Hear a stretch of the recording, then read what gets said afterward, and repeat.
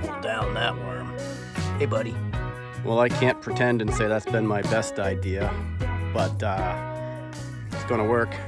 All right, did find replacement tie rod ends. These should be a right-hand turn, 10 millimeter.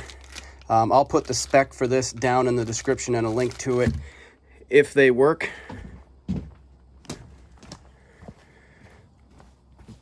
The hope being that that's going to take all of that back and forth play out of the tie rods here.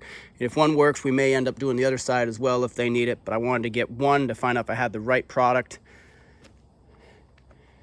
Now that we have the EGR valve blocked off, starts up nice and easy, whole lot quieter.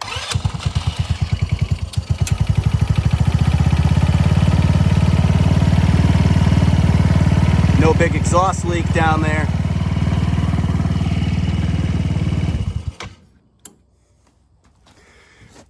But the other thing I'm mulling over as Josh is finishing up the seat is this paint. It is just flaking off all over the place. And I had been kind of debating like trying to save the decals, but I think really what's going to happen is this is going to have to get roughed up.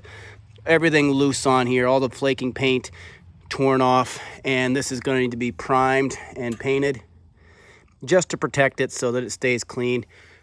So I think the things to do here are going to be taking off the roll cage, clean up some of these components in pieces. Some of these rubber pieces here, they can be SC1 brought back. Some of these bolts that have a little rust on it, they can be put through the tumbler, which will clean them right back up.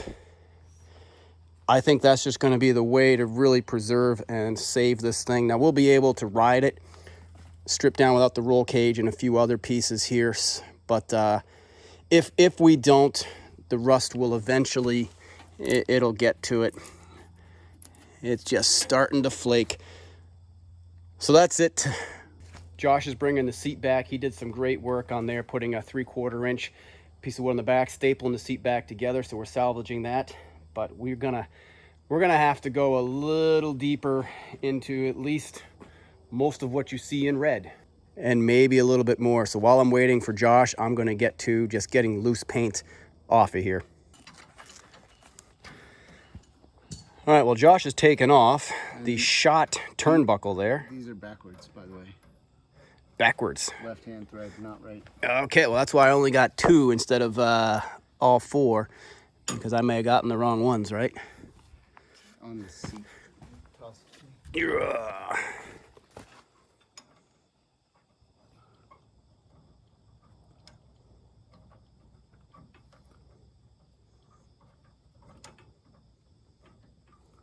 Wrong thread pitch. Yep. Okay, we'll use this guy as a model. Grab the thread kit and Yeah. see which one it is. Oh, what do I got? What do I got? They are left hand, so They are left hand. Okay, I can get lefties. Well, Josh figures out the thread pattern, get a shot of how the seatbelt goes, because I'm taking them off. I'm going to clean these up with SC1. Are these left-hand threads? Well, they're probably all right-hand threads, which would make more sense, right? Yeah. Yeah. Is that tie rod bent from here, or is it an optical? I moved it up. Oh yeah. I think it's got a slight bend down, but ever so slight. Maybe not. Maybe I'm crazy. All right, starting to pull the bolts out of the roll cage here. One of them, these are look like stainless to me, and stainless, you know, softer than some of the other stuff I've worked with. This one's already bent, but it'll work for what we're going to do. Again, we can clean these guys, get that rust, get that all polished up in the tumbler, and then we can coat it. We can, to prevent it from re-rusting, Caswell penetrating sealer. So I'll sometimes what I'll do is I'll dip bolts in here, let them dry, and I've found that does a nice job keeping bolts from rusting after they've been cleaned up. The other option would be to send them back out to somebody to do zinc plating or yellow anodizing. It's just, that's some nasty stuff you don't want to goof with. So I tend to just tumble them and soak them in some Caswell. This one's still pretty tight. Like, that's not... Yeah, that's good. That one's okay. This That one's good.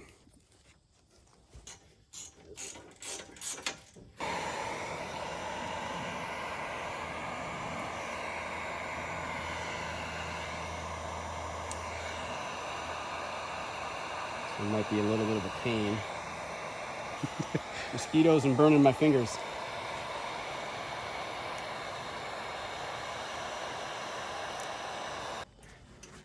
Tried to take the seat covers off just by taking out the 8 mils, but everything is so rotted out from water in here. These were kind of countersunk into the wood, all rusted. So we're gonna have to cut these to get our backing off. And then the back of these seat heads are also gonna have to be redone. This wood is just all gone away. But overall, this will clean up nice. We'll end up reusing these. They're not all cracked, split up. And with some vinyl protectorant type scenario on there, these will hold. We'll use those again. Crazy idea. You have those sand tires. Oh, wintertime riding in here, that would be really cool. One of the things we're thinking about here, these tires that are on here are golf cart tires and wheels. And rather than yanking these tires off the rims and putting something on with tread, might just get another set of wheels with tires so we can just swap back and forth for these turf tires so we don't destroy everything out there, but then also have something aggressive for getting in the woods.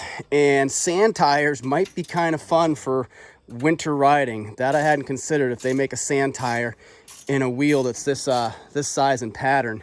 These tires are, let's see, they're an 18 by 9.5 by 8. Let's see, so that's an 8 diameter, 9.5 wide. So that's what I'm looking for. If I can get something in that neighborhood, that could be fun.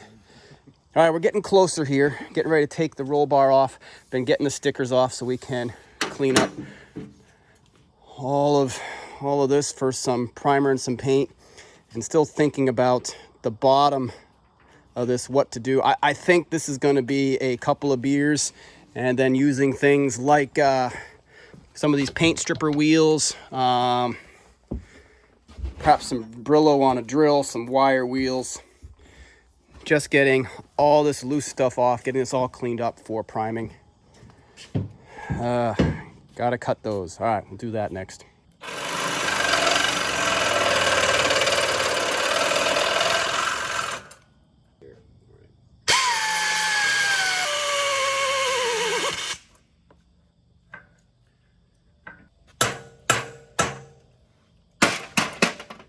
Just took the shocks off, and what I want to do is I want to get a measurement. There's no oil in here. There's no rebound. This is just all pogo stick. I don't have to be perfect because there's a little bit of play in the suspension. I can be a little longer or a touch shorter. But what I want to do, if I can stop it from rolling, I literally just want to measure center of the eye hole to center of the eye hole, and closest estimate is fine. 13.5 is what I'm going to call this. So I might convert 13.5 to millimeter to find something else. But that's what I'm looking for, is a shock in the range of 13.5 inches that is not blown. So we got both of these off. We'll shop those behind the scenes and see what we find. I'm opening up the shift mechanism and wanted to pause to record this. The only way to take this off for paint, you got to get this cover off so you can get at the back of this 12 mil nut. And Phillips head here, but you've got a spring, sits on like so, and then outside that spring is this a little tough to do one-handed, but it all sits like so, and then this whole cap goes on over the outside, and you've got a 12 mil nut on there. So this will get all greased up, lubed up, which will be great, but wanted to point that out as I take it apart, just so I know how it goes back together. But it's getting there. It's actually amazing just how simple this is to break down, especially compared to an ATV. It's just, everything is so much more accessible. The weight's spread out, it's a lot lighter, and the whole rear end basically can detach and roll away. So as we get to the point of wanting to paint, drop the A-arms off. I don't expect that's going to be a big challenge. There's a little bit of work to get through here to get all this taken out. Oh, you know what that is? That's parking brake is what that is. These little teeth, when you press down the brake, you should be able to lock these teeth in place. Master cylinder comes off with an 8 mil and a 10 mil on the back. That gets out of the way for paint. We'll get this out of the way. We're gonna hold the cables up out of the way, but the rear here, swing arm 1, shock 2, that's it. Other than your cables, rear end rolls away. Gas tank will lift off either by doing these 4 bolts, or this whole roll bar will lift up and away. So very, very modular. The only piece I haven't seen to understand complexity yet is the steering system underneath here. Looks like it's a chain on a couple of gears. I'm going to guess on the bottom of here is a sprocket. Chain goes around, other sprocket keeps the chain in place. And we have some electrical that runs down through this piping here. Probably look to just move this out of the way for painting, because we're going to do a rattle can primer and rattle can paint job, as opposed to getting real intense on this. We'll make it look good. So something I've noticed, I don't know if somebody else has been in here before, but inside you have a 12 mil nut and you have a 10 mil bolt on the other side. I can't get a socket or anything on this nut to hold it because of how close it is to these metal brackets here for holding the cable. So I'm going to get in here with a pair of vice grips to hold it. But I think when I put this back together, I'm going to reverse so the smaller 10 mil nut is on the inside. So if you ever have to do this again, you can get at it. All right, getting closer here, getting the pedals disassembled. Have the cables under the center side here is the forward, neutral, reverse pins underneath in here. You've got these 3 cables that lay in here. One is the throttle cable, hooks on this side, and I just thread these nuts off so I can get down to the cable, feed it through the little hole there, and then I have the slack to put this guy on. Then you have the hydraulic line for the brakes running underneath your pedal here, and finally your electrical that runs back to the motor. So I'm working now on getting the pedals out. It's a long bolt here, but I see these springs in here. So I'm trying to figure out if I'm gonna have to bang this out, what it's gonna be like to get this back in, as I see compressed springs. So I don't know, thinking about that. And finally disconnected the master cylinder. It's just a cotter pin on a pin here. 2 8mm bolts that go through. The nuts are welded to the frame, makes that easy for holding the master cylinder. And then the reservoir just bolts to a tab up top. So figure that out, then move on to steering column. And we're slowly making headway getting all these old stickers off, and they're just so baked in the sun that they're coming off in little chunks. So kind of nasty, but will look nice painted and cleaned up. Just got to get it down to a surface that we can clean up. Yeah, and on we go. All right, so got these out, and the piece to notice here is on the spring you've got a protrusion. When these go back through, you've got to bend this part of the spring back around to sit behind here, and this is what makes the pedals recoil. So there'll be a little bit of finagling to get this back together, to bend the spring back behind. Oh, you know what? I'm seeing something now. There's a hole. There's a hole. That goes right in there. Yeah. What I'm seeing is when this goes back together, I've got the straight part of the spring goes in this slice of slot, but there's a hole in the lower part, so I can, if I'm practicing here, feed it into the hole, then I can hold it all. Yeah, there we go. And I'll be able to, at that point, feed this back in. Again, getting an idea of what I'm up against. Yeah, that's not as bad as I thought. And this all cleaned up, buffed on the buffing wheel and greased, will make for a nice smooth action. And make sure that's still pushed forward. You got the spring loaded correctly. Yep, yep. Or yeah, when you push down, it pushes the pedal back. Perfect. And of course, as this summer has been, it is starting to rain. Every single time it rains. But I figure that's where we'll park for today. We did about an hour or so tear down. There's probably another hour or so to go here to get the back end, the motor and all that disconnected. The front A-arms, and continue through the steering wheel, pulling some of that. And then on to doing paint prep work. But before we get dumped on, we're going to clean up some tools.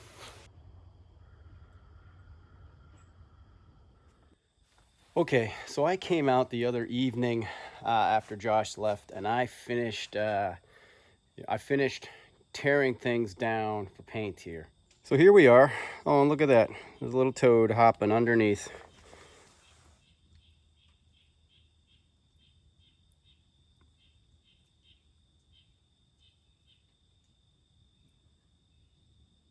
He just gobbled down that worm. Hey, buddy. It took about an hour and tore everything down. And really not a lot to it. The biggest piece was the electrics. Because the electrics are run through this pipe through here, there really wasn't any way I could get them out of there without cutting the wiring. So I ended up going to the back and disconnecting everything from this back panel here where the CDI regulator, everything sits here, so then I could detach. And what's going to end up happening is I'm going to end up just bungeeing all this out of the way for paint. And really on the back here, it's 4 bolts, 5 bolts. You do the rear swing arm and the shocks, and this whole thing rolls out of the way. So there, that all sits completely disconnected. Took the tank off from the rack. There's a rack that sits this corner and this corner, and then the tank just bolts in on that. That is this guy. Tank just sits here, and we're really starting to pile up pieces here. I got deeper into this go-kart than I thought I was going to go. We have the seat redone sitting in the back. We've got all the rollover protection disassembled. We got the A-arms, upper and lowers here, disassembled to go through, clean up.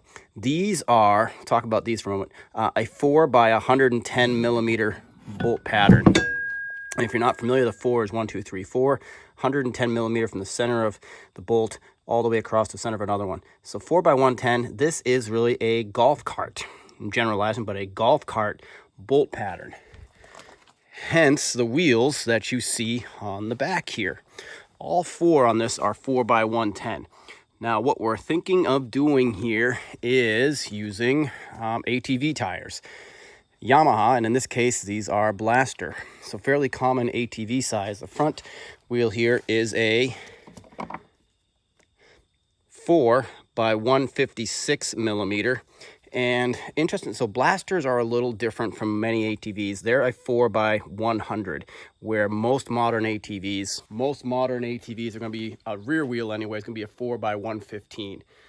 So with the Blasters we have and all the tires and wheels kicking around, we want to be able to swap wheels and tires from the Blasters, the ATVs, onto the go-kart, because then we also get paddle tires. We get winter tires, so we can have some more fun. So wheel spacers, essentially wheel adapters, I think are going to be the name of the game here. So for the rear, we have 1-inch spacers coming that'll adapt from 4 by 110 to 4 by 100. Then we can use the Blaster rear wheels, so we can do paddle tires, we can do anything from the Blasters that we have around here. The front, we're going 4 by 110 to 4 by 156, so we can use the ATV front tires. So that will beef things up a little bit for perspective. Those are 18-inch diameter. These are a 20-inch. So you got 2 extra inches coming there. Standard for these Blasters, this is a 21-inch tire. And I'm going to say these guys stacked underneath here, that's a 17. So there's a 4-inch gain. So 17 to 21 is a 4-inch gain. So there's some ground clearance we'll pick up there. We got to pay attention to the weight and overall just the amount of torque we have. We may end up having to do some sprocket swapping around just to maintain low-end torque on this. But the real challenge for today, there goes my toad friend. Boop. The real challenge for today is how to get this painted.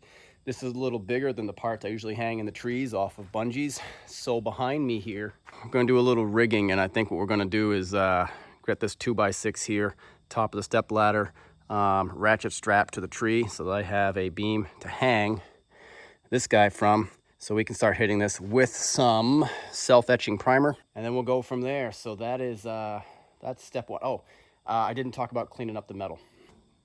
The paint was just flaking off all over the place, and there's still some here, like this piece, you know, stuff like that. It was just lifting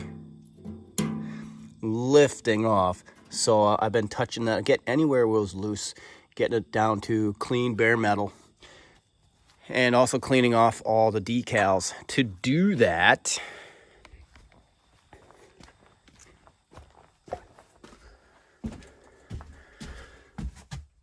the big winner were these wheels here.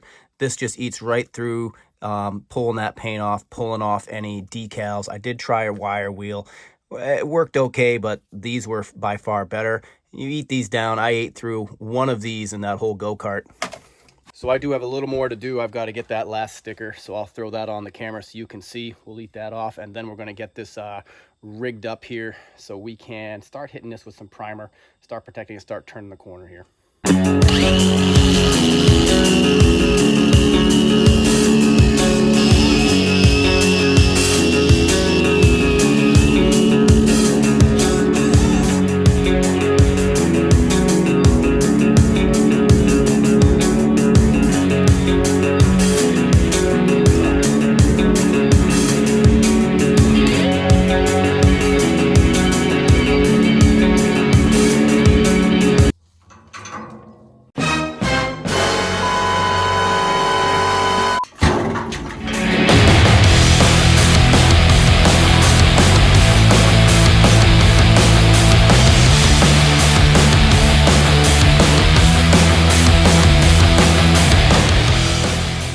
Well, I can't pretend and say that's been my best idea, but it's going to work.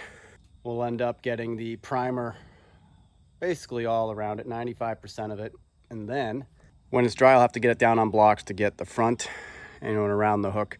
So I'm going to get some sandwich baggies so I can wrap up the electronics, tie those off, and a little bit of painter's tape to paint off the serial number plate. I'd like to hold on to that and this nice plate up here. And there is just a touch. It really is pretty clean. There's a little bit of rust hole right there, but I'm not going to worry about that. Everything else is really solid. So here's a good example of a section I hadn't hit yet where it's all kind of flaking off. I'm going to get that grinding wheel, hit this, get this all cleaned up, get it down to fresh metal. Then I've got to just kind of hand go over this with a Brillo pad. Here's another little flaking piece down here. Just keep on touching those areas, and then what we'll end up doing is hitting this with the compressed air to get it all cleaned out and ready. But yeah, there's still a few spots, and we've really got to get caked mud out of here. So, and look at this guy. It's like a rubber cap that's been bashed into the back by the motor. So we're getting there, but still needs a little more. Also on these wheels, we're going to do the cleanup on the, put the playing cards in. We'll clean these up with a wire wheel Brillo pad. So these will all be a nice gloss black going in. And we'll get our, a pipe wrench on here. Take this bend. Steel bend's pretty easy. So we'll clean these up as well.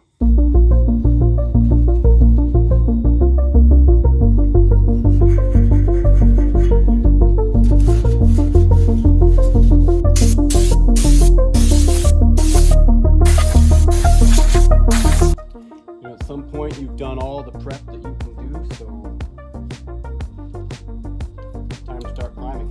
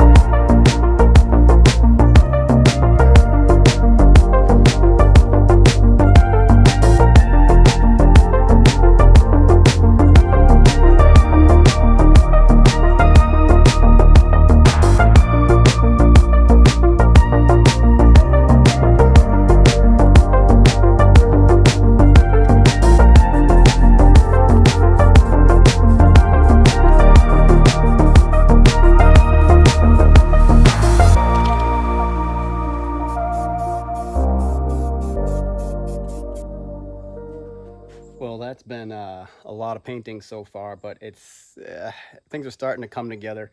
And it's one of those things, like the more prep you do, the better the paint comes out. And I can see where I've done good prep and some places where I couldn't see it as well until the etching primer came on. Some of the rust on this chassis. You look down in the corner here and it ate in a bit. So, and you see I missed a spot here. There's a bit of a crack from flaking paint. Overall, it looks pretty good. This is gonna have to dry, then I'm gonna have to reset it to get down on the bottom. Underneath there, obviously, I haven't been able to get, there's a few angles, here and there that have some red. You can see along this side. The wheels are coming together very nice. Now these were the front off the blaster, the milk crate blaster, and cleaning up, they still had a good amount of their high gloss white still on there, so they look nice and smooth and clean going on with this self-etching primer. These rears look like they had a coat of paint before, so I've cleaned them up, but I had paint flecking in there that I had to get off. They'll come together fine, but I can just tell looking at them that well, there's more imperfections, let's say, than those other ones. But for now, I've got to let things dry, and then I've got to figure out how I'm going to re-rig this chassis. And then, yeah, and then we'll do some more, and things will dry, and then we'll actually start getting the final coat of paint on here.